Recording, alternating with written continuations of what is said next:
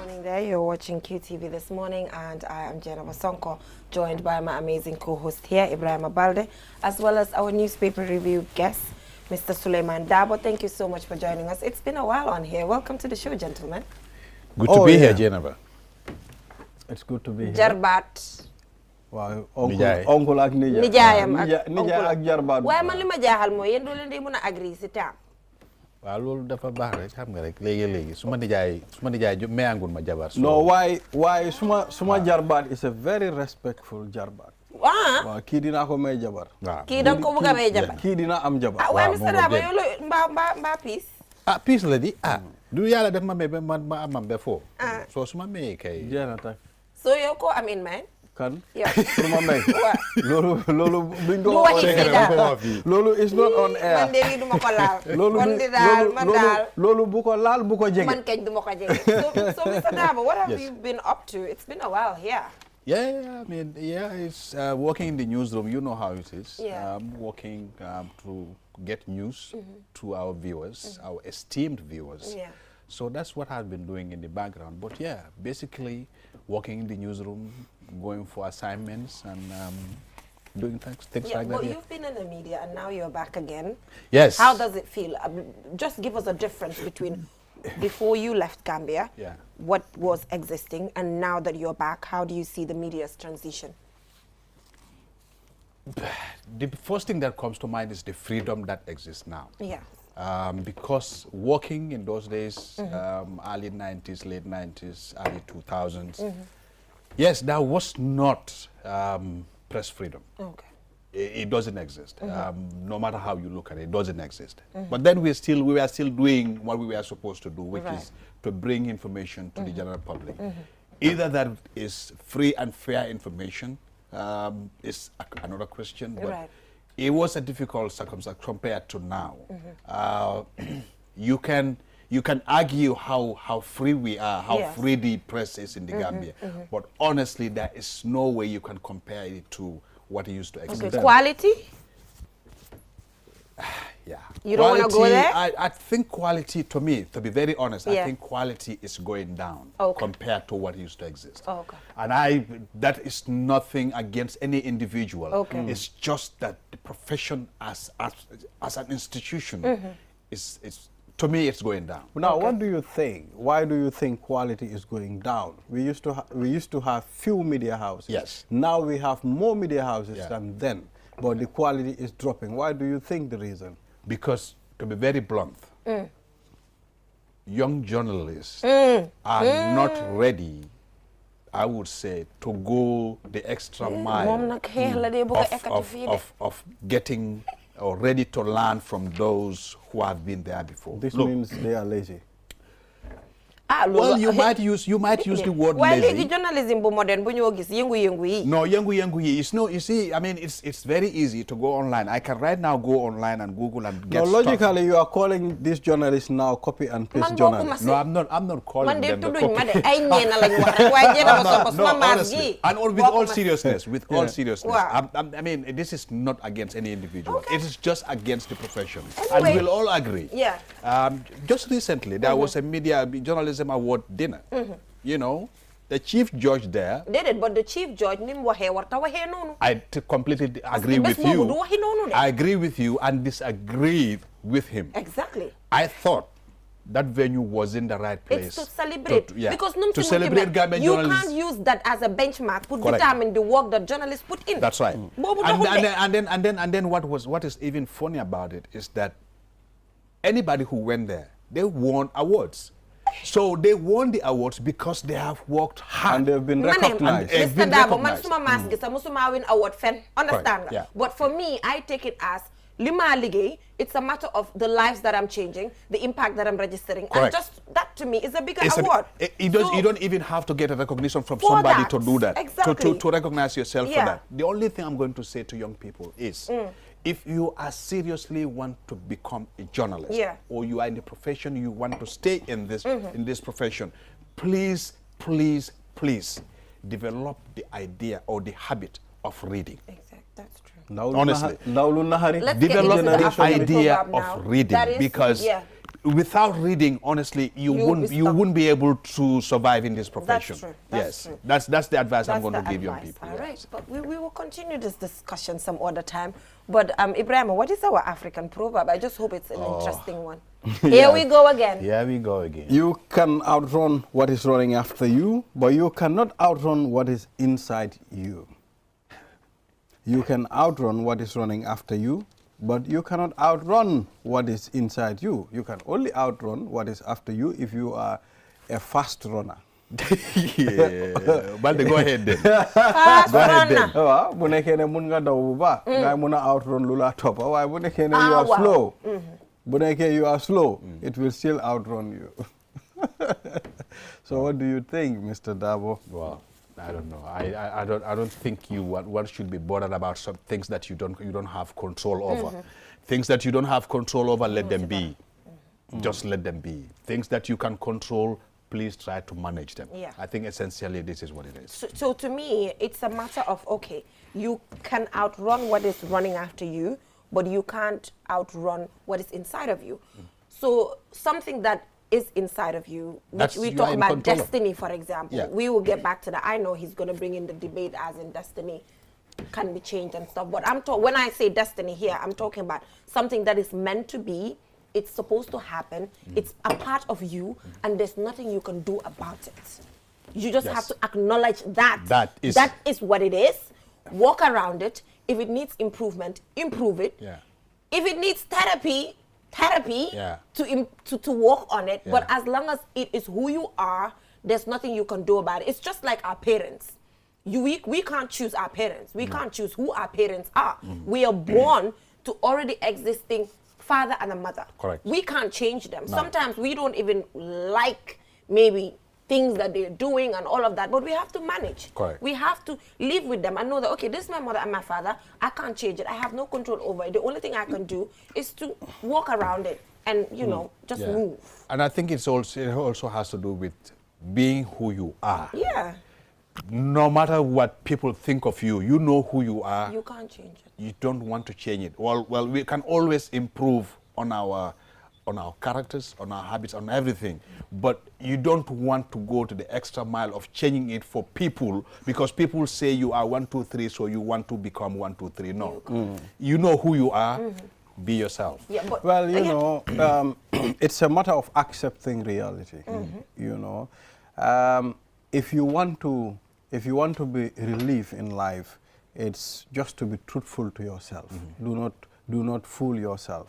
Accept reality. You know, I think that's my interpretation. Yeah. I was just going to say this. You know, when I just started working here and I started going out on coverage, and people see me, people who I have not seen for a long time, they see me and some of them are surprised that I'm still going out there to cover events. Carrying a tripod. Yeah, a tripod. Is that not Mr. Dabo carrying a tripod? This is what I love doing. Yeah.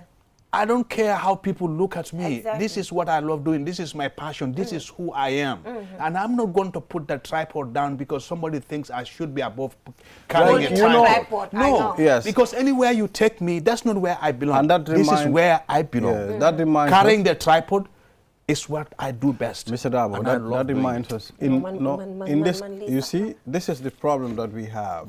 At some point in this country, people think if you get to certain levels, you should not go and do certain things.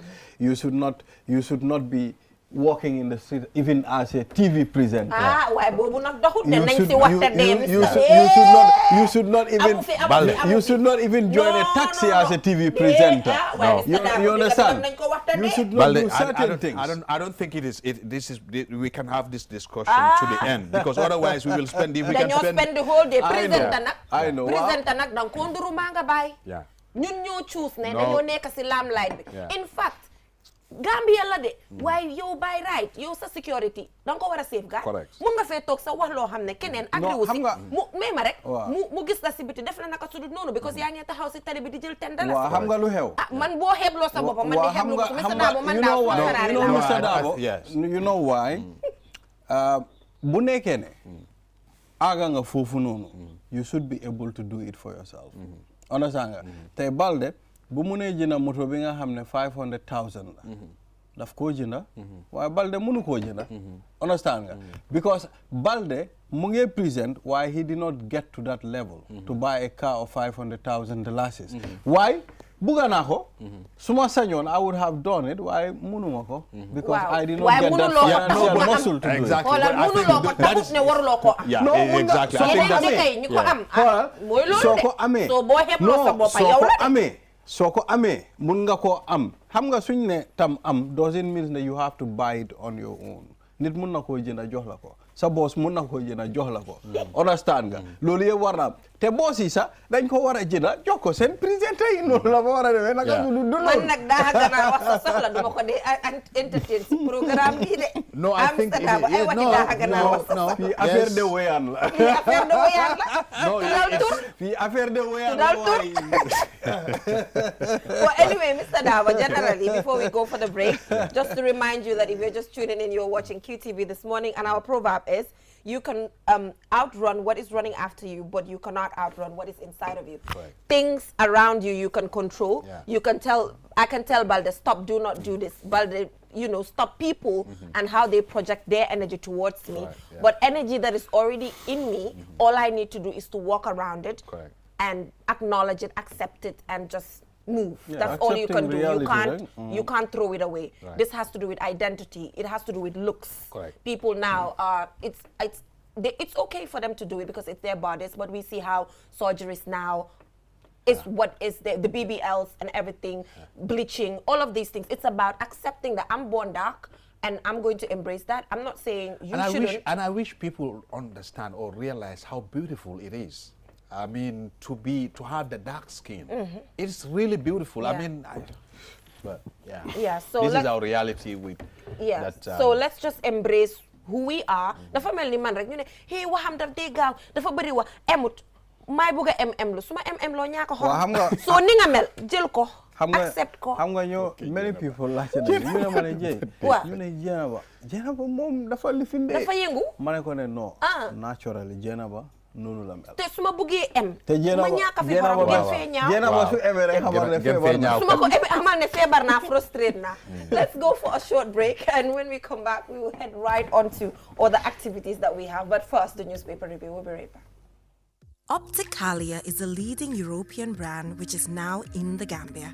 Are you looking for glasses? Then you have come to the right place. As a first step, we will perform an eye exam to ensure we prescribe the correct lenses for you. After that, you can select a frame of your choice. We have a variety of brands in stock, and you will definitely find yours.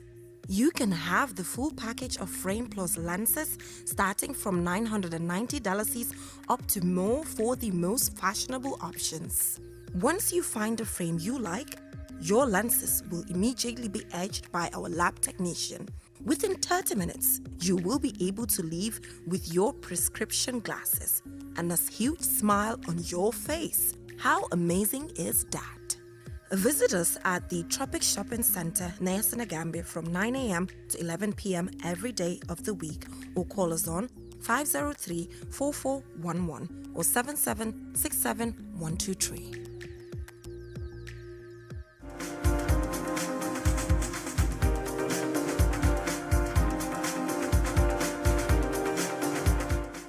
Back from that short break. If you're just tuning in, you're watching QTV this morning, and I'm Jenna Bosonko. So now we'll head right on to the newspaper review. But before that, just to give you a rundown of what to expect, we'll be joined by a senior health economist at the Ministry of Health, who will be talking about Universal Health Coverage Day, which was celebrated yesterday. The story didn't air yesterday, but if you tune in on QTV today on the 8 p.m. news, you will get to see that story.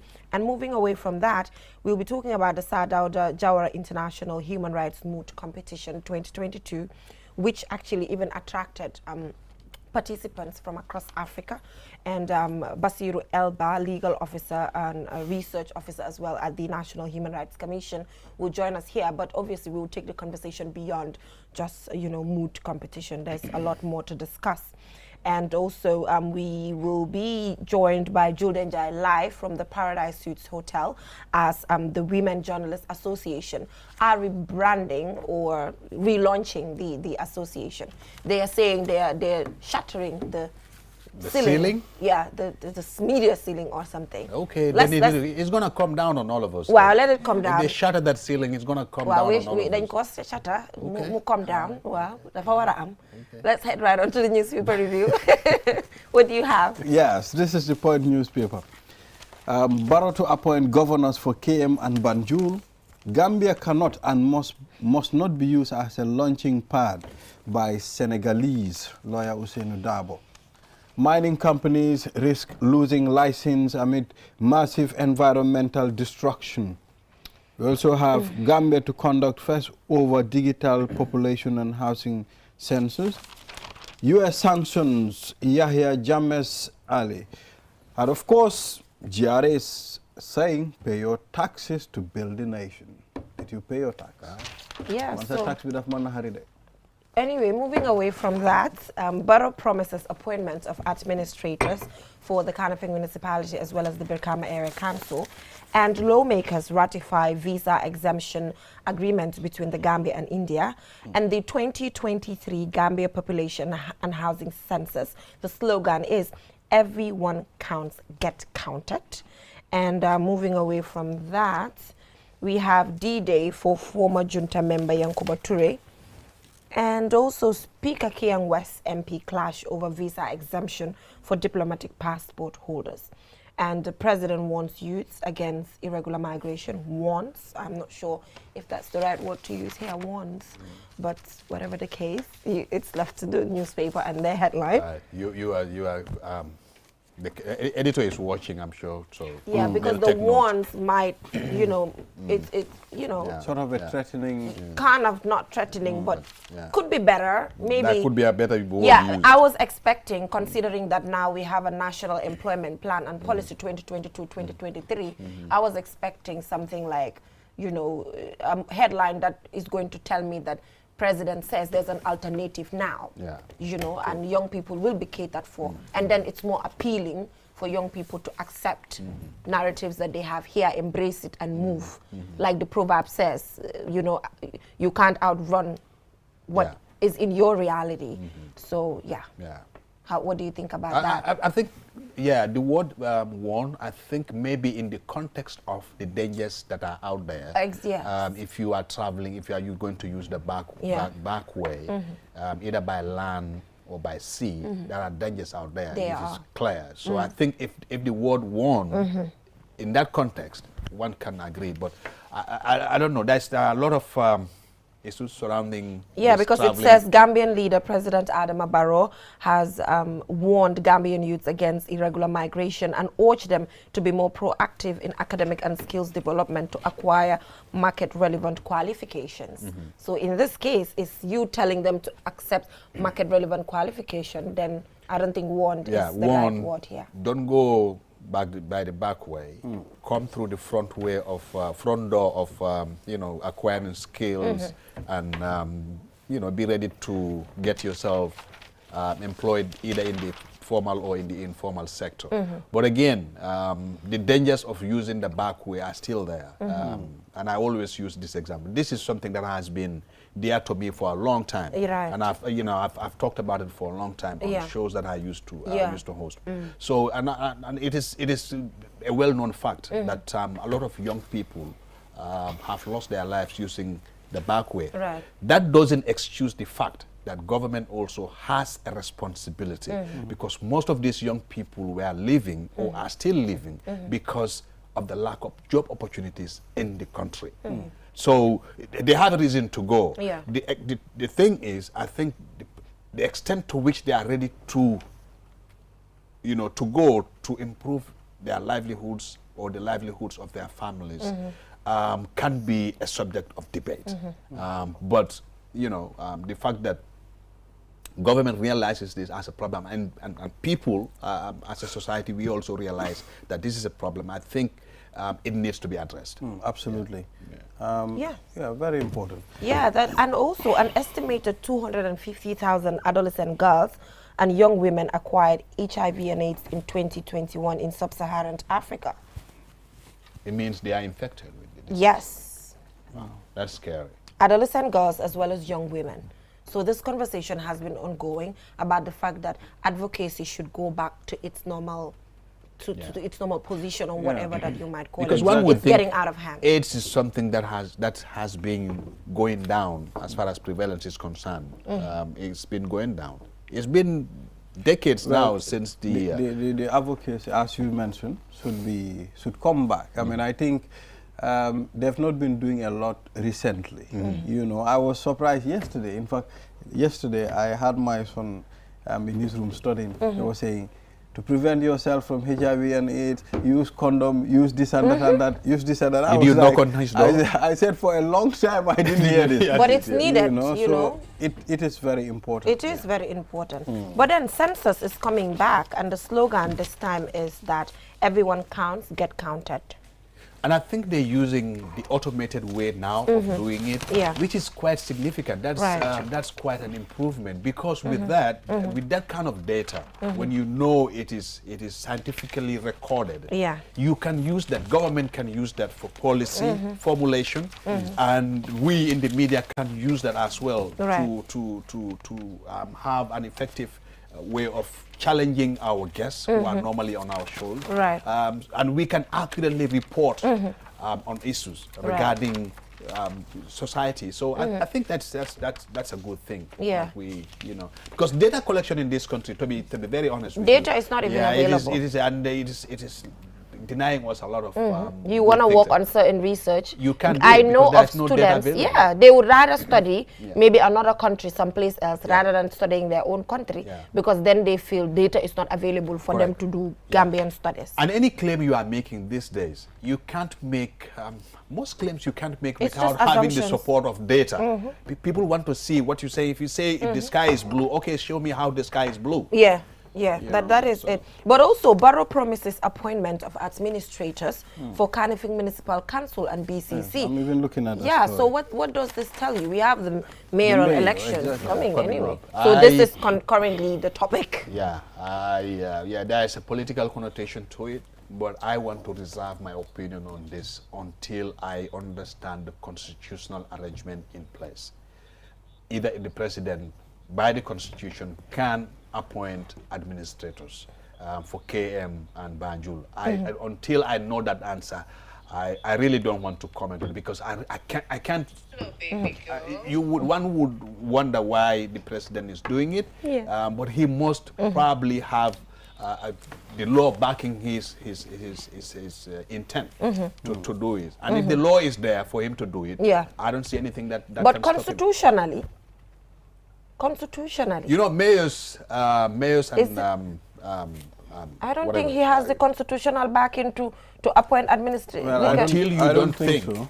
Okay, let's find out about this. Let's do what's needed. So if the producer is watching, probably would be able to find out for us. That should not take long. Let us know if the but I doubt there's no constitutional backing on this. Are you saying for a fact, or? Well, I know. Okay.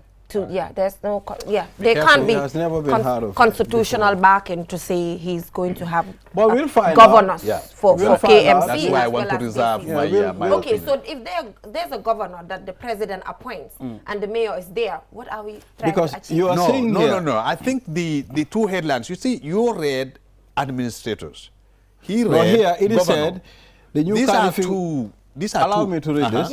The new Kanifing municipal governor will directly represent the president as well as be the head of all government institutions within the municipality. This is the job of the mayor. It's sort of, I mean, it's going to be President Barrow made these expressions at the challenging buffer zone during his 2022 Meet the People tour after expressing his dismay on how the KMC is politicizing their office.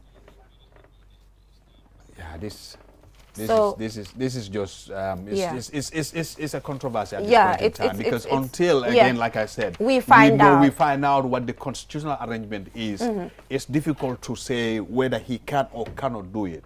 So until that is done, politics is definitely in there. But the basis of the issue of using that, because the mayor is politicizing his office, that's kind of weird, because at the end of the day, people appointed by the NPP as well, no matter what. they are what they are. And the timing, UDP people are what they are. And the timing of it also matters here, because one could say, you know, there are elections coming up. Exactly. And mayoral and, you know, local government elections coming up. So one would wonder why what the appointments. Is the yeah, so there's politics on it. Yeah. But again, even with that, if the president has the constitutional authority to do it, we need to look at it. But thank you so much, Mr. Dabo, for joining us on the newspaper review. Thank you. It's always good to have you always here. to have you. No fierce debate this morning. No, there's no need. So we will just go for a short break, and when we come back, we'll head right on to the next segment, which has to do with the Universal Health Coverage Day, which was celebrated yesterday. But today, if you tune in at 8 p.m., you will get to see the story, but we will obviously discuss it in depth with a senior health economist at the Ministry of Health. We'll be right back. QMoney is back again with its easy-to-use, secure and convenient mobile app that allows you to carry out all your transactions. No matter where you are or what time it is, you can always access your funds. With the new QMoney app, you can cash in and out, buy credit, buy QPower, shop, make payments, and so much more. You can also send QMoney, pay bills, receive international remittances, and transfer cash to others. Just download the app from your Play Store or App Store and get started. For more information, call customer care on 133. QMoney, Sinu Calpe. We innovate, others follow. QMoney, the biggest mobile money service in the Gambia, has taken mobile banking to the next level. Now, you can link your QMoney wallet with your bank account. Yes, link your Ajib or EcoBank accounts with your QMoney wallet and get instant access to your cash anytime. No need to queue at the bank anymore. Transfer funds from your bank account to your wallet or your wallet to your bank account using QMoney Bank Link is the fastest, most secure, and convenient way to transfer funds between your wallet and bank account. For more information, call our customer care on 133. QMoney, Sunu Calpe. Terms and conditions apply.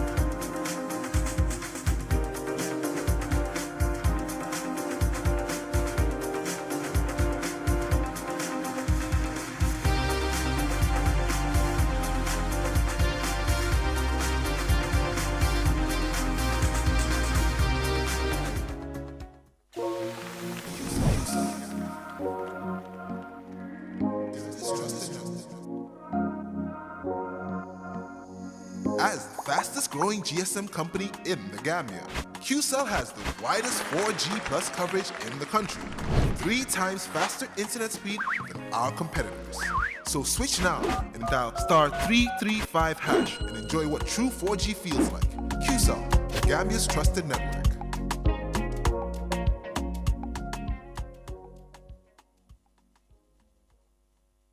Medicalia is a high-quality clinic from Europe, which is now in the Gambia. Do you have an eye problem? Do you feel a hearing difficulty? Medicalia is here to ease the pain for you. The first and only hearing aid dispensing facility nationwide, where patients can be tested and treated to recover from their hearing loss. Fitted with latest generation equipment, our doctors can provide healthcare assistance for eyes, ears, nose, and throat. Common diseases like glaucoma or diabetic retinopathy can be diagnosed and followed up for fast and correct treatment.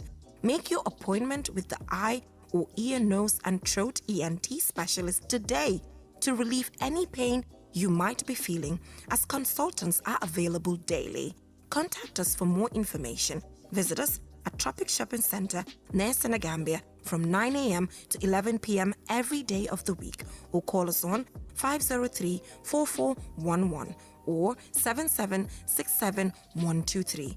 Medicalia, premium care, personal touch.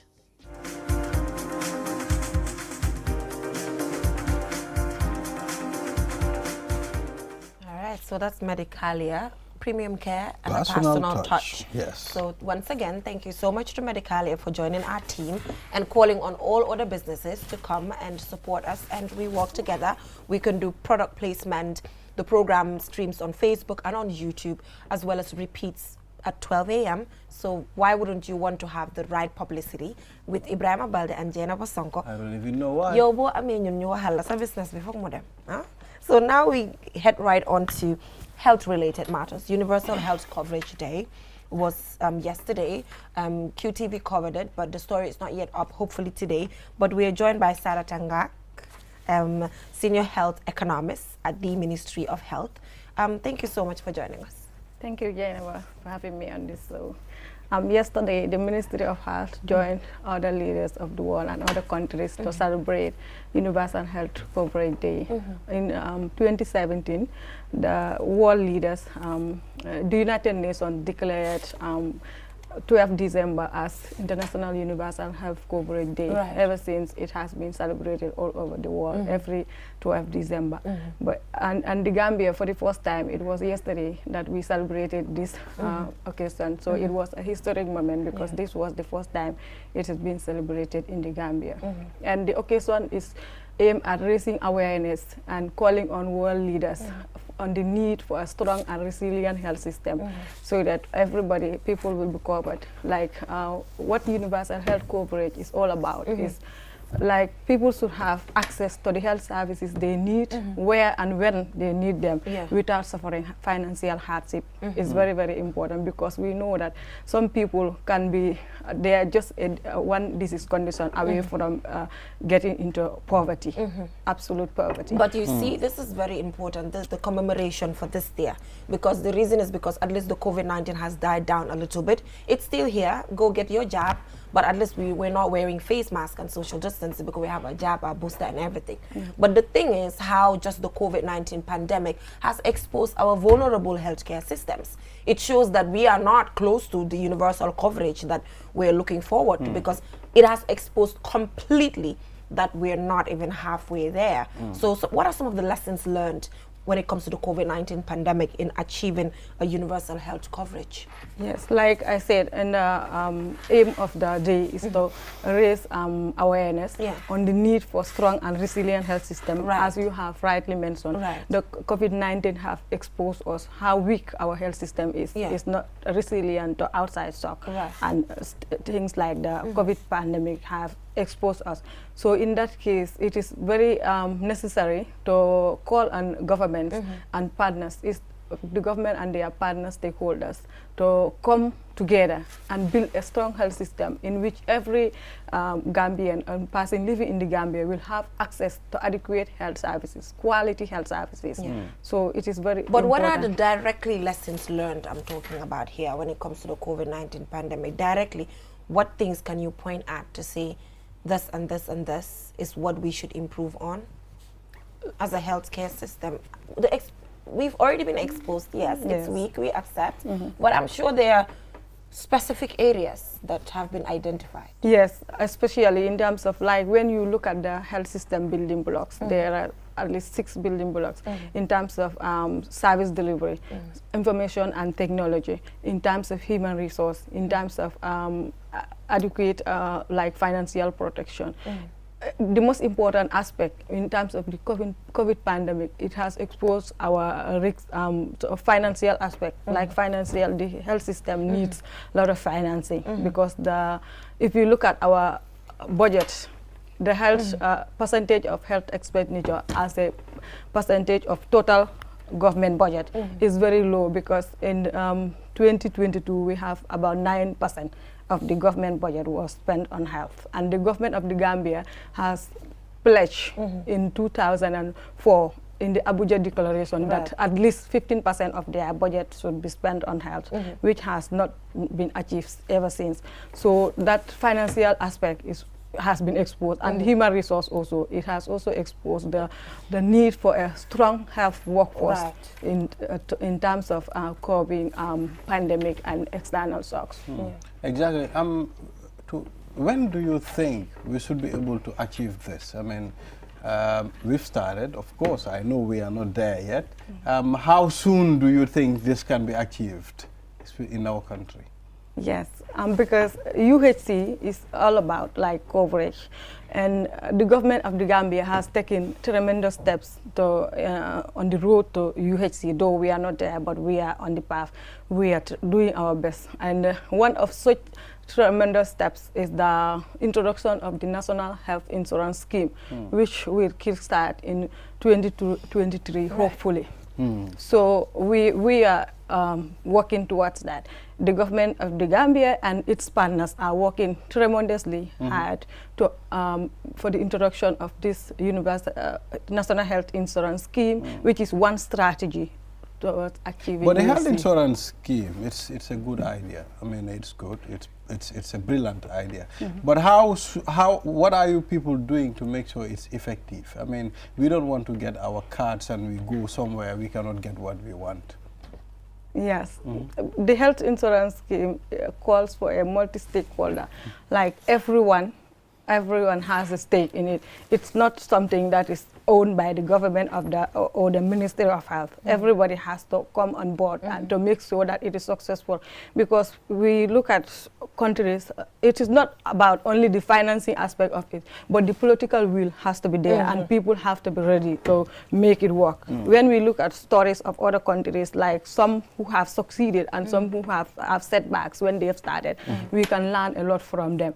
So among them is the one key factor, especially for African countries, is the informal sector. The registration from the informal sector and paying premium from the informal sector has been a problem for many developing countries. Yeah, I think generally achieving this, like you said, political will is needed. Because without that, I mean, it's the National Assembly members who control our expenditure at the end of the day. And you said since 2004, when the commitment should have been 15% of budget has to go to health. But how about donors? How have they been contributing? I'm looking at it as you're an economist there. How has donors really also contributed to improving the health sector that they do not own at the end of the day? Yeah, donors have been contributing a lot towards the improvement of the health sector. Like if you look at the National Health Account Survey, which we usually do every year, the last one that was conducted in 2019, when you look at the donor expenditure as a percentage of total health expenditure, it was more than 40%. More than 40% of health expenditure is incurred by donors. So you can see how... so what does that tell you? The fact that 40% it's from outsiders who it's not even their health sector? That says that we're just appealing to the government to put more resources to the health sector. And additionally, like when you look at out-of-pocket expenditure, what people pull out, households contribute towards health. It was more than 25%, 24.55%, almost 25% of total health expenditure is incurred by households. So you can see, and the it's a very high. That's shocking. Yes, yeah. It's shocking to know that. 25% from household, and then 40% coming from donors. It is. We debate about this issue of, when it comes to donors, how we should manage it. It's about time we leverage on the current support that we have to turn it into something better and be independent. We are talking about slave trade, and it's not enough of money that these countries have given us because of the burden that we've been carrying coming from them for a long period of time. But it's now time for us to take ownership and say, in as much as you've made us suffer, we want to stand our ground now. Exactly. These things matter. Well, I think standing on your own when it comes to especially the health sector, it's very important. That percentage, it's huge coming from households in the Gambia, And guys, you know what's even funnier? The fact that when African leaders get sick, they have to travel outside of their countries to get treatment. Well, I think why don't you send first of all, if you want us to achieve this universal health you're talking about, I think it's important to build the confidence. I mean, we need to build that confidence between the people living in this country and the health sector. Otherwise, we will still return to the same point. Bugana leader bu febar, lifin African leader bu febar man. Bugana nga dem fajo sa health sector public bo am. Nga dem fa fajo fa ndax du. Comme que sa nit ñi ñu la votal ñi la fa tek fofu la ñoo dem. Yow tamit bo febari bul dem si benen deka demal si nearest health facility bu la jege ñu xool, because at the end of the day the people who put you there as an African leader, those people cannot go there because the services are not enough, and we are talking about universal health coverage. That is why as an African leader you have to travel from your own African country to another country pour faju fofu nonu. And Ibrahim, you touched a very important point, which is part of our sub-theme for this year. The theme for this year's celebration was build the world we want, healthy future for all. And the sub-theme, one of the sub-themes is the trust that you mentioned, like having a health system that you can trust, that when you get sick or you need health services, you trust the services that you are going to get from the system, from the health system is very, very important. And the other sub-theme we have is equity, like services and should be rendered to all, regardless of financial socioeconomic status or where you live. Your location should not matter. You should be able to access quality health service when and where you need it without suffering financial hardship. That is all about UHC. And the other sub-theme that we have this year is about healthy environments. Without healthy environments, you cannot have a strong health system. And in order to have healthy environments, we need to have collaboration with other sectors like the Ministry of Environment, Ministry of Works, because they are all important, all other sister ministries, because when they have issues in their ministry, the spillover can also affect the health system or the resilience of our health system. And the other theme we have, sub-theme for this year was investment.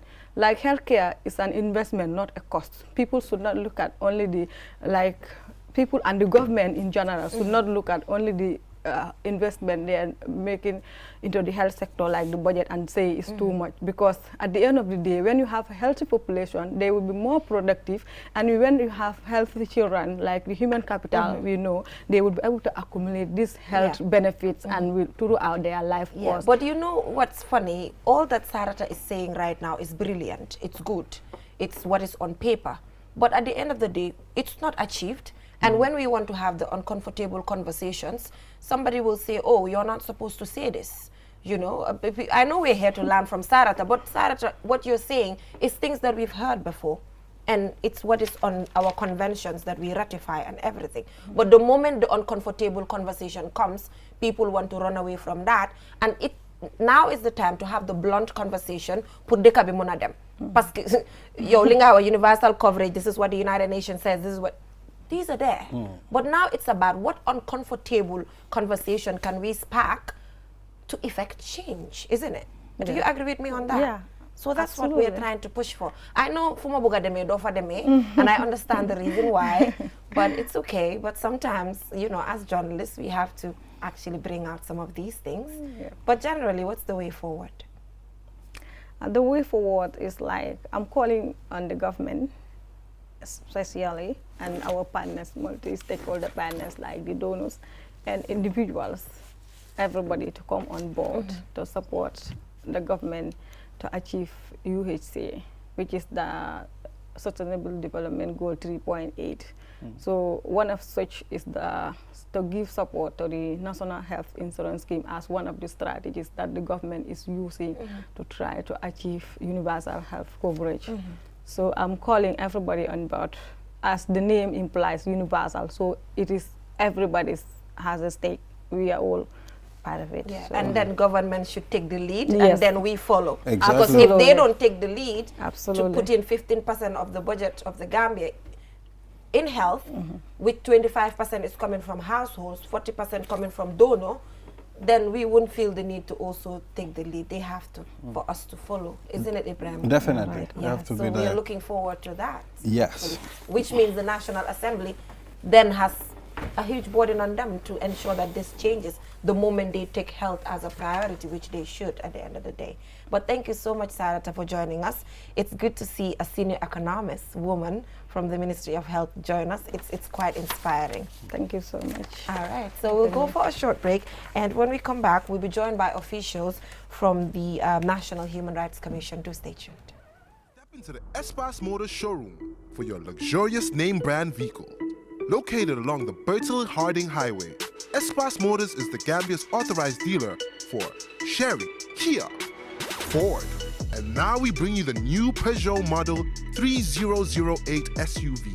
18-inch alloy wheels, 216 inches high ground clearance, keyless entry system, start and stop button, rear parking assistance system with reverse camera, adaptive cruise control with speed limit, LED daytime running lights, front and side airbags, 8-inch HD touchscreen.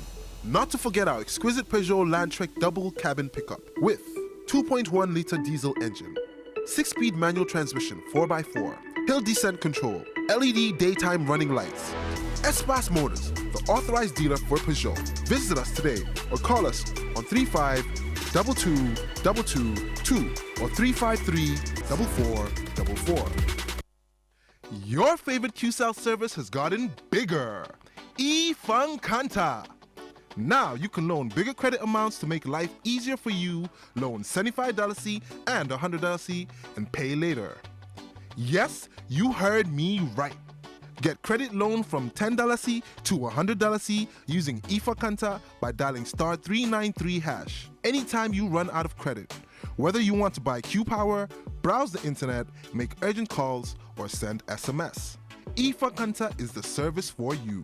Dial *393# and choose the loan amount of your choice with no hassle. For more information, call our customer care on 111. QCell, Sunyabus, the pioneers of mobile loan service in the Gambia. We innovate, others follow. Terms and conditions apply.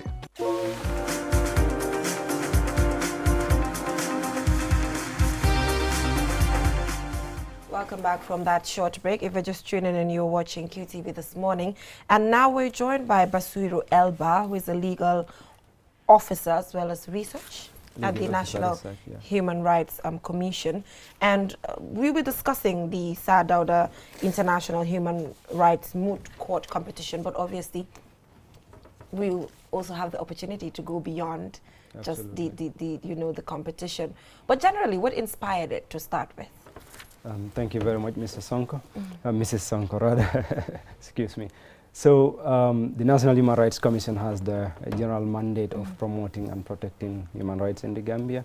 We've been here before to talk about the general mandate, but it goes beyond just receiving complaints and handling complaints and advising government. We are mandated as well to promote and entrench a culture of human rights in the Gambia. And one of the ways through which to do this is through organizing competitions between tertiary and higher education institutions in terms of mooting, advocacy, trials, and the likes. So Sir Dawda Kairaba Jawara, we know his legacy. He's been true hero of this country. He has done a lot, not only for the Gambia actually, but for the entire African continent in terms of pioneering the drafting of the African Charter on Human and People's Rights, in terms of setting up the commission, the African Commission on Human and People's Rights, until there was a point when the African continent felt that, in fact, the African Commission, we should bring it to the Gambia in honor of the efforts of the country. Mind you, this was around the 1970s to 81, where the African continent, especially this part of the continent, West Africa, there were a lot of coup d'etats, gross violations of human rights. But the Gambia remained steadfast in terms of respect for human rights and promotion of democratic principles. So that is why, at the continental level, Sir Dawda is seen as a hero. So that is actually the ceremony right there, as you can see, the Sir Dawda International Human Rights Moot competition. But I'm aware that it went beyond just Gambia. Absolutely. This year, and I think that was amazing, because while I was at the University of the Gambia, I see the excitement of some of my law colleagues at the law school who are generally excited of going for international moot competitions. Absolutely. And now there's one organized locally. I think it's a good thing. In fact, this is the third edition. The first two editions were done just locally. We had University of the Gambia students competing with each other. And in fact, the competition itself is organized by the National Human Rights Commission in collaboration with the University of the Gambia. So what we did in the previous years was to have general thematic areas around human rights, from socio-economic rights to civil and political rights. But this year, we felt that, in fact, why not we push it further and invite the continent to the Gambia for them to have also their say. And it coincided with a very important part of our history, where we are transitioning from an autocratic rule to a democratic rule. We had all these transitional justice processes happening, the TRRC and the likes, and the recommendations that emanated therefrom. So this year we chose a theme that is very relevant to the Gambia, which is reparations, accountability for victims of human rights violations, and accountability in terms of prosecution of individual perpetrators of these atrocity crimes. So we invited outside students from Makerere, from Kwame Nkrumah University of Science and Technology, University of Calabar, University of Lagos. That must have been competitive. It was indeed very competitive. University of Obafemi Awolowo in Nigeria, and the Forabe College in Sierra Leone. So it was really, we brought up a mixture of very brilliant students. So who emerged victorious? Yeah, it was a competition between 8 teams, and the University of the Gambia from the Gambia, the International Open University also from the Gambia participated, and the UTG went up to the semi-finals. But unfortunately, they lost to Kwame Nkrumah. And then Kwame Nkrumah went ahead to the finals against University of Makerere. But we have to understand the context as well. These are universities that have been in existence for a long period of time. And they have organized units around these mooting competitions, whilst the University of the Gambia and International Open University, they are just emerging and trying to set up these establishments. But all in all, they all did great, honestly. Because when we published the problem question that they were supposed to debate on. We set it in a way that it reflects the realities of the Gambia currently, where we are thinking of setting up of hybrid courts, whether we are prosecuting victims of the Jammeh regime or not, or whether we are going to reparate victims or prosecute violators of individual human rights of people. Yeah, but Ibrahima, have you ever been to the University of the Gambia, the law aspect? I think one recommendation can be also structuring. They have a moot court organized, but I think it can be better, whereby it's a culture. So how often are we going to have these competitions? The intention and the idea is that we will have it annually, and usually it is organized every year in December, and the finals will coincide on the with the celebration of International Human Rights Day, where the entire globe is celebrating the drafting of the Universal Declaration of Human Rights. That it falls on the 10th of December. So that is why this year's final also was held on the 10th of December. So it coincided with the celebration. So, like our chair will say, what better way is there to celebrate Human Rights Day than to bring competition and ideas exchanging and sharing between young lawyers, young human rights advocates in very important and specific thematic areas. So that is the idea. We want to nurture and make sure that the culture of human rights is not just at the government level or at the National Human Rights Commission level, but we are trying to bring it down to the tertiary institution and even the senior school, secondary school students. We actually invite them when watch, these things are happening, so that they watch and start thinking about what would happen after senior school. So we are trying to nurture the culture of human rights. It's good that, I mean, we are realizing such things and coming together, organizing such kind of competitions. At least this will try to enhance us in the future. But now, moving away from competitions, which is important, but there are bigger things. I'm happy you touched on that already, the issue of prosecutions, reparations and everything of victims of Yahya Jammeh's authoritarian rule. So how far with that at the level of the National Human Rights Commission? I saw a meeting recently on QTV, which is it a committee set up by the National Human Rights Commission? Absolutely. So how far are we with these things? Absolutely. Thank you for that question. So the National Human Rights Commission, as part of the recommendations of the TRRC, we are the institution that is mandated to observe and monitor the recommendations of the TRRC. In other words, we are the watchdog of the implementation of recommendations. So what we have done so far, not only the setting up of the committee, I will come to that in a minute, but before that we've actually gone nationwide using several activities so that we reach individuals in the urban areas, in the rural areas, all the way to URR. And we try to educate them and raise awareness in terms of the recommendations, you know. So when the TRRC started, it was easy for everybody to be glued to the TV or the radio, but gradually people started, you know, getting bored. Others may have even lost track of what was happening until the recommendations came out. So once we were mandated to monitor the implementation, we thought, you know, why not start with, in fact, educating the population about the recommendations of the TRRC. Right. And that was what we did. We conducted a caravan, nationwide caravan, going with some artists, the Bright Stars, who had prepared some music songs and, you know, drama series. We went around the country acting and telling people about the recommendations. And immediately after that, it was followed suit with a popularization tour, where instead of going to marketplaces and open areas, we targeted local government authorities, the governors, alcalos, you know, local stakeholders, women groups in the regions. We started with CRR, then went to URR, and came back to Farafenni. So the idea is that next year, the beginning of next year, we will go to LRR and come this way, complete to the upper. Yeah, but now, how far with the committee? Yeah. You know, what are some of the baby steps? Yeah. So currently, so the committee, we had prepared a TR. First, we identified important stakeholders that we think, one way or the other, they are supposed to either implement or monitor the implementation of part of the recommendations.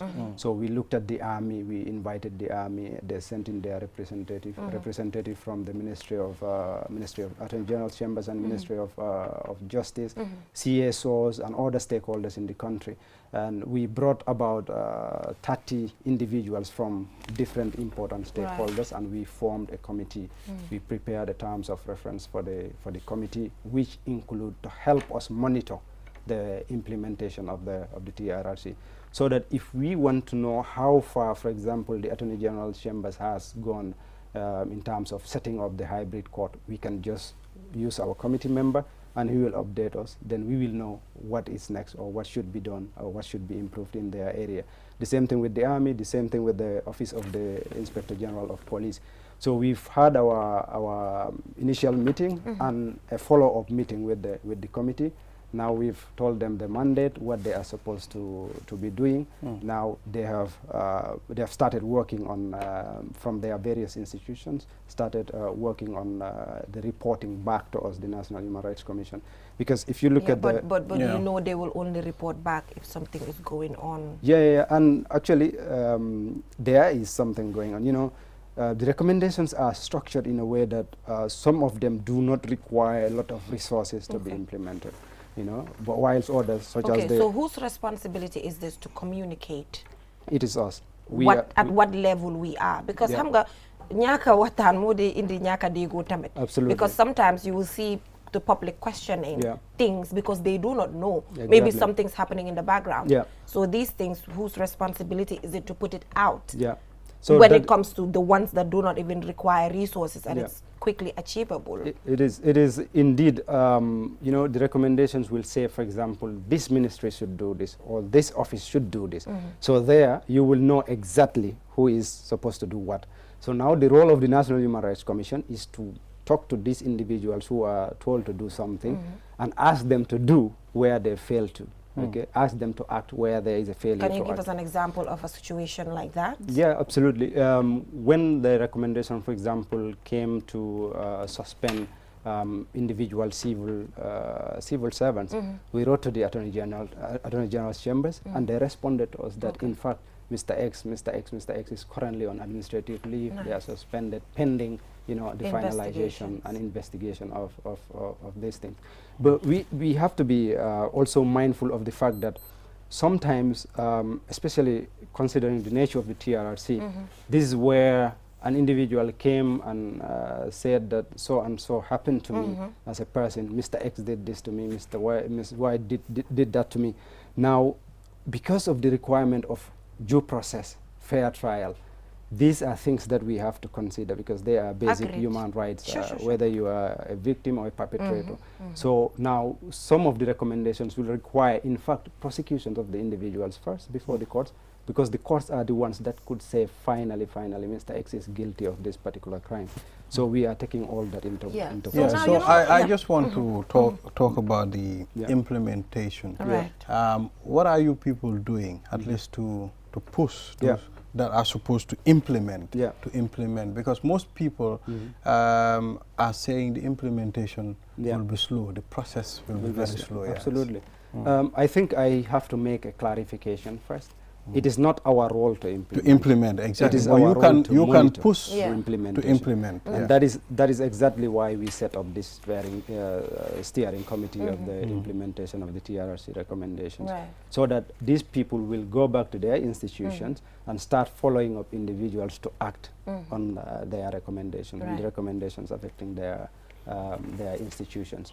So the National Human Rights Commission, we in order to avoid a situation whereby we just sit back and relax, we are planning meetings with this particular steering committee on quarterly basis, at least a minimum quarterly basis. We are meeting them once. But because of the intensity or the need for intensification of the implementation of recommendations, just this final quarter, we've met with them twice. Okay. That is the but HOPE is not a committee to people No. ñu leen di joxantu pass xam nga bëggu ñoo encourage yooyu Ibrahima bul lii dañoo wax rek neneen nañ waxtaan xam nga rek waxtaan la rek ba understand am nga sometimes waaw ñu am committee yi nga xam ne ñëw la meeting la ñu jox leen ngeen pass fuel ñu delloo leen ko ak yooyu mbaadu yooyu I think that this is a very serious matter here we're discussing. It has to do with people who are victimized. So it should not be taken lightly. Many people are sitting out there, they want to see justice. And the only people that can provide that, National Human Rights Commission, you have a very important role to play. Absolutely. And something also just came to my mind when you mentioned the issue of justice. There is a need for restructuring of the laws of the Gambia, and that was part of the recommendations of the TRRC. So even though our office is not a lawmaker in this country, but we can advise government on lawmaking, on what acts of parliament or what laws of the Gambia needs to be changed or amended or repealed. So when it comes to prosecution of some of the crimes, the crime of torture, for example, there is nothing in our laws as we speak that punishes torture as a crime. You can prosecute someone for, assault causing actual bodily harm, assault causing grievous bodily harm, for example, where someone beats you up or things like that. But those are crimes in our criminal code, but they are not as serious, especially at the international standard. They are not as serious as what is called torture. But unfortunately in the Gambia, we don't have any law that criminalizes torture. It is prohibited in the Constitution. Do you have a plan of recommending so that we can have that? Absolutely, we do. In fact, in order to avoid a situation whereby perpetrators who did commit torture in the past would get away with the act just because it was not criminal at the time when they were committing, we are exploring and advising government on the use of international procedures. And that is, in fact, or that was one of the issues in this moot court competition. We had given students the option to test their knowledge and also to spread the information on how we can go about that particular obstacle. So we have international tribunals that have the mandate to prosecute torture anywhere it happens, whether it is in Gambia or in Senegal or anywhere, because it is considered an international crime, customary crime, so that international tribunals, such as the African Court on Human and People's Rights, and other international tribunals, the ICC, would have the jurisdiction to prosecute individuals in this. But so that's why the much, government Mr. Ba, is for joining us. But there was a cash prize for the moot competition. Yeah, for the competitors. How much? The winner went away with $100,000, and then the runner. Okay, Ibrahim, are you considering studying law? Well, I'm already. I have my journalism degree. Currently doing the international relations. Where I'm for many It's important to be part of this. Yeah, we should study law to be able to be part of this. But where did the money come from? This particular activity was jointly funded. Majority of it was funded by the UNDP. Okay. And then part of it was funded by the Swiss embassy in Dakar. Okay, so they paid air tickets for this students? No, unfortunately, that was one of the setbacks of the moot competition. So who got them here?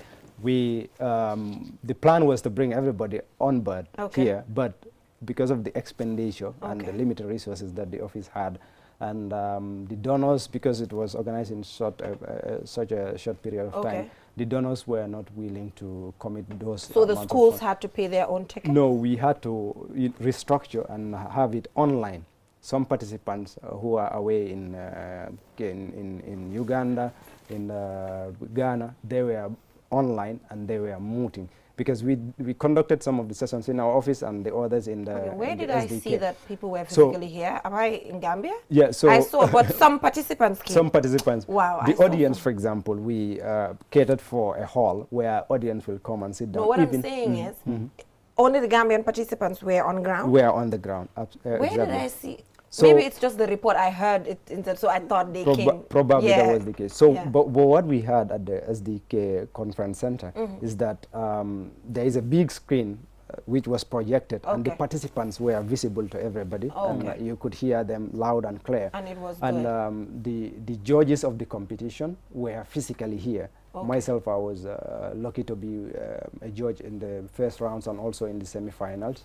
And my seniors at the bar were the judges in the final, and those ones were physically present here. So they would ask questions, follow-up questions to these participants where necessary. I know you wanted Gambia to win, but it's good that you guys were fair, but they had the advantage of even being here physically, physical contact and everything. But like you said, those universities have been existing for a long time, experience. Exactly. But moving forward, you guys can seek funding to improve the moot court at the University of the Gambia just to further build their capacity. But thank you so much, Mr.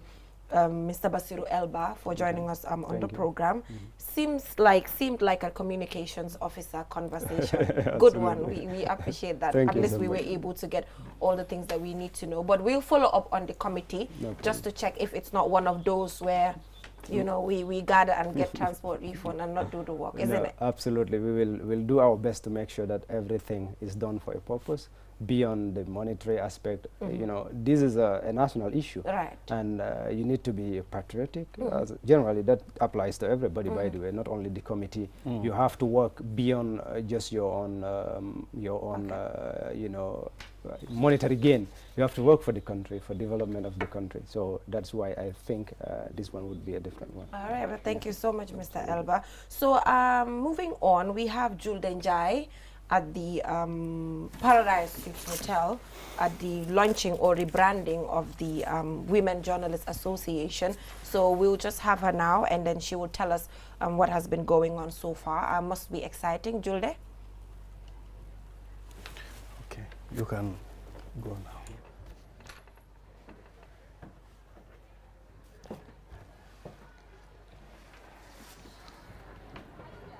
now. I'm not sure if Julde can hear us, but let's shift the attention quickly to the World Cup. But thank you so much, Mr. Ba, for joining us. That was a good one. Looking forward to another conversation. So let's shift the conversation straight to the World Cup. I think Julde is back. Okay, Julde is back. Julde, can you hear me? Yes, Jennifer, I can hear you. All right, so that's Annette Kamara, the president of the WOJAC, standing right next to you. So she's looking beautiful already. So talk to us about what's been going on. She is. She is really beautiful, and all the ladies here are beautiful. Yeah. And the speakers, everybody else. Today is the launching and the branding of Wojak and the adaptation of the Constitution. This is the first time it is happening since the election of the Annette-led administration, which is in February of this year. Yeah. So you could see that this event is very, very important to the Women Journalists Association Right. of the Gambia, because it is geared towards bridging the gap between, you know, because the Gambia media landscape is male-dominated. So in order to bridge the gap, the Women Journalists Association ought to have a blueprint, which is their constitution, which will serve as a roadmap for them to be able to develop and, of course, to promote the rights of women journalists. And, of course, with the theme today is shattering the glass ceiling in the media landscape, all geared towards making sure that women journalists also hold key positions in their media, various media houses. And today, like you said earlier, I am with the president of the Women Journalists Association, Annette Kamara, and she will take us through, because Women Journalists Association, this is not the first time. It was here since the Jammeh regime. So why the need to, we will talk to her now to explain to us why they are relaunching the Women Journalists Association of the Gambia. Good morning, Julda, and good morning to the viewers of QTV, and good morning to Jaina Basanka and team. Thank you for the support, and we actually appreciate QTV for the live stream and, of course, being present in the event. So first things first, it's the 13th of December 2022. As promised, we are rebranding and we are relaunching, and we intend to shatter the glass ceiling in the Gambian media for women in the media.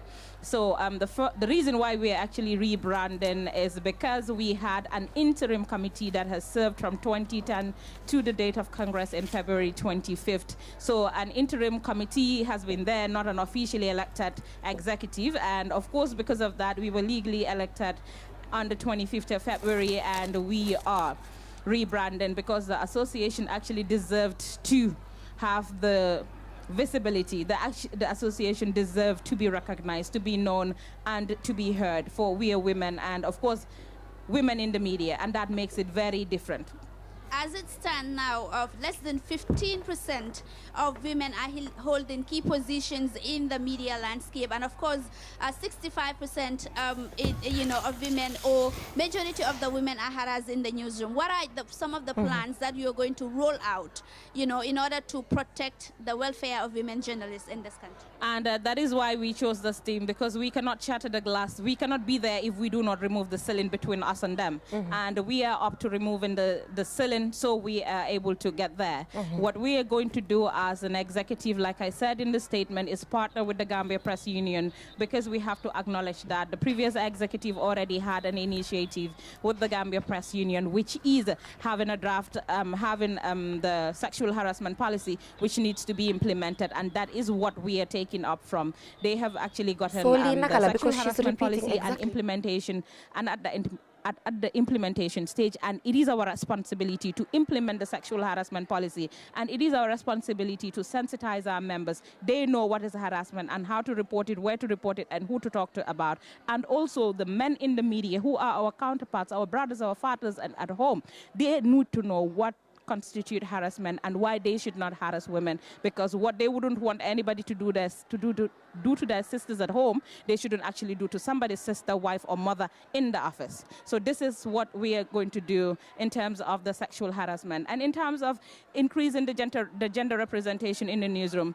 The GPU survey actually reveals that it's 7% of women that are in senior positions, managerial positions, and own media houses. And come on, 7 out of 100 is actually extremely invisible. And how do we get to that level is, that's the reason why we partner under our GPU project that the GPU has given the Women Journalists Association. We've decided to train our executive members on project proposal writings. So our executive are able to actually write proposals and concepts that would empower our women to be schooled, to be trained, to be enrolled in universities and media academies. So Julde, can you hear me? Themselves, build their capacity. Can you hear me, Julde? Step up to the next level.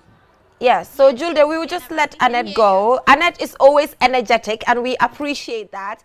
And you know, yesterday she was here with us and we had a discussion about the same things.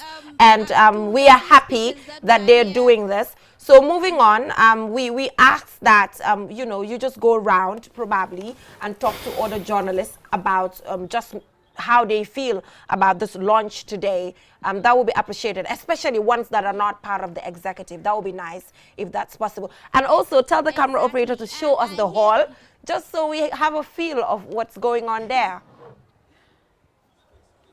Okay, the whole, that is not possible right now because the Jolas and the cereals, they are having their breakfast currently, so the hall is empty as we speak. But I am having Dija Jao here, who is also a journalist and, of course, a member of the Women Journalists Association of the Gambia. Dija, good morning.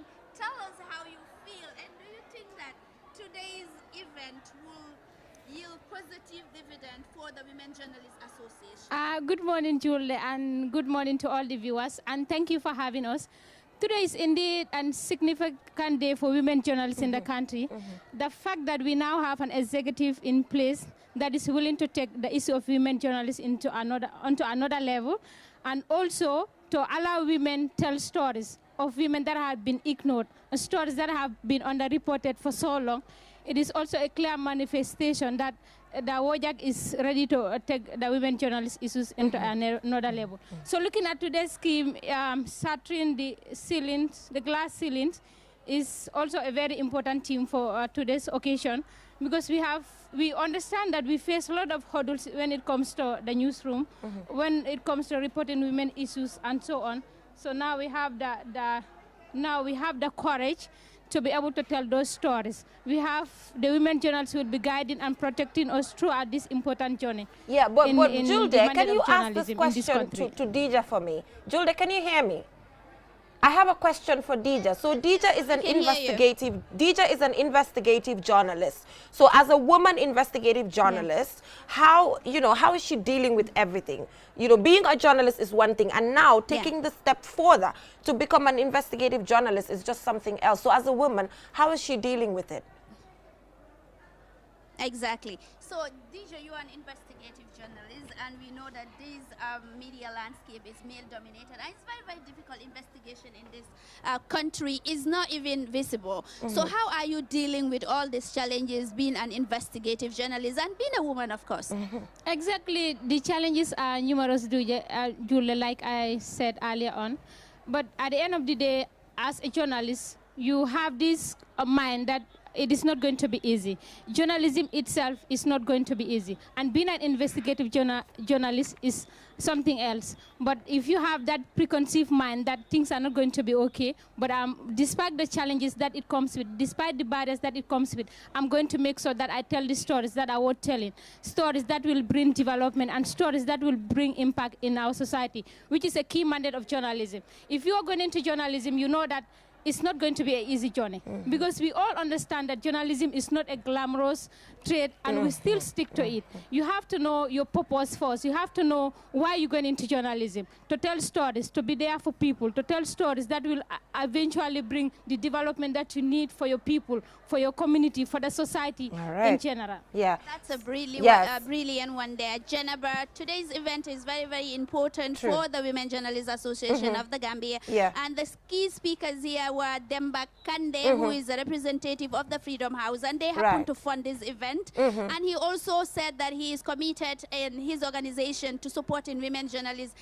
towards the development of, journalism in this country. And of course, the president of the Gambia Press Union, Mohamed Esba, was also here, and he also urged women journalists to demand for their space, for them not to allow themselves to be intimidated, to be discriminated against.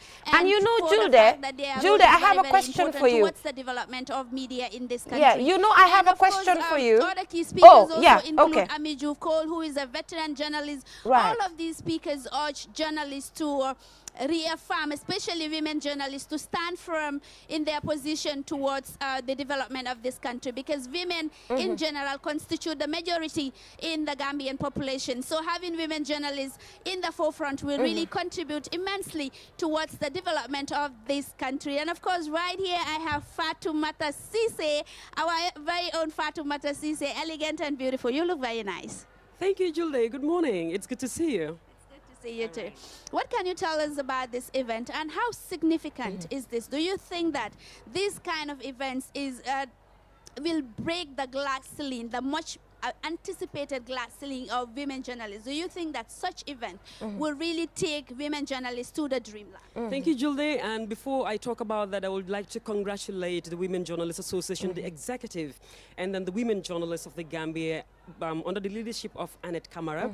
They've done tremendously well because taking up this initiative to relaunch, because we know the Women Journalists Association has been there for decades, but Annette and team to take up the responsibility to relaunch, to rebrand WOJAC and come up with a constitution that is going to be adopted in a moment, and then, you know, within that program come up with a forum to talk about the issues affecting women journalists in the country and to map out strategies to advance the plight of women journalists in the country is so critical, and it is timely. And back to your question, we will be seeing a panel discussion shortly, where we'll be having veteran journalist Jainaba Nyangjai, and we have Madam Ami Jufko, and of course Sekou Jammeh, the former Secretary General of the Gambia Press Union, will be joining us, because we'll be talking about diverse issues, and that would include breaking the glass ceiling in the Gambian media. We know there are a lot of bottlenecks. Just like we heard one of the speakers mention, Mr. Demba Kande from the Freedom House, to say we have a lot of women in the media industry. I don't even mention the newsroom. We have a lot of women in the media industry. But when we talk about underrepresentation, it is not like women are not in the media industry, but it is like women are not included or are not part of decision-making processes in the newsrooms or in the media industry. Why? This is the big question. It is not because women are not capable, but there is a problem somewhere that we are going to be discussing with these veterans in a moment. Right. And they have been there for decades. They've seen what obtained in the previous press, and they're here with us this moment, and they're witnessing all that is happening. So they'll be able to tell us, and then together we will map out strategies to see what needs to be done to advance the plight of Gambian women journalists in this country. So we are excited about that. So Julde, due to time constraints, I don't know if you can hear me, Julde. And of course, from the U.S. Embassy. Jennifer, back to you. That's all we have for now. And Julde, we are sending you, Julde, some love and light as well. The review and adaptation of the Constitution. Yeah, we're sending you some love as well, considering the fact that I think she's the first woman, Ibrahima, to be an editor-in-chief. You know, Lolo, the Faringa a whole editor-in-chief for a television, which was Paradise, former Paradise TV, where she used to work. Yeah. She was a whole editor-in-chief there. You never, you know, you hardly go to institutions and see a woman be an editor-in-chief. So at the end of the day, we're also, you know, sending some love to you for already shattering the glass ceiling at that level, at that point. So hopefully, you know, we can also learn and get there someday. But thank you so much. That was a good one. And enjoy the rest of the day. Thank you. Yes, right, so... That's it. Who are you supporting? Well, I mean, I'm supporting the good. You're supporting the good? Yeah. Who's the good? I'm supporting the good. Yeah, who? Messi is the good. Okay, Argentina, Croatia, France, Morocco. So I think I'm in for Morocco. I'm in for Morocco. No, for the semi-finals, I mean, today's game, I'll support Argentina. Okay, today's game, I'll support Croatia. Because the GOAT for me is Cristiano Ronaldo. The GOAT for me is not Messi. But your GOAT is already eaten. It doesn't matter. The GOAT is the GOAT. They've eaten your GOAT. Whatever the case. Buko def bu attack bi dog bopa bi teyeko. I've seen your GOAT crying at the quarterfinals. Well, it's normal. It's normal. So I'm going with Croatia on this one. France and Morocco, I'm supporting Morocco. I'm supporting Morocco too. And then if Morocco does not exist at all, I will go with France. France bit of our colonial masters very serious. So yes. I'm revenging. Yeah, so today 7 is Argentina and Croatia. I can't wait. And then France, Morocco. So if you're watching online, tell us what team you are Morocco supporting. Is tomorrow. France, Morocco is tomorrow. So if you're watching online, tell us what team you're supporting. So Ibrahima, till I come your way, Okay, Q Sports will be going live during the match to actually give you guys first-hand information about what's happening. You'll be joined by Momodu Gajaga to tell you guys, you know, def magic and boom there, def just to tell you guys what's happening. Bulen take program bide. Harlen, Rauras, mema. Rauras. Somebody do something. Somebody Rauras. Yeah. So this is Rauras, this outfit. Man wow, so this is Rauras. Thank you so much, Rauras. She's a young woman. She's actually at the trade fair currently. So when you get to the trade fair, unfortunately, I can't remember the stall number, but anyone you ask for Rauras, they are all young people at the trade fair, so they know each other. They will just point the stall for you. She's doing outfits as nice as this or even better. Look at my shoes. My shoes look nice too. So till I come your way, inshallah, Kanyati, Monday. Look at my shoes. Buffy sing, Buffy def dara. Man suma fi nek rwana la bul de sing. So till I come your way on Monday. Bye for now. Love you all.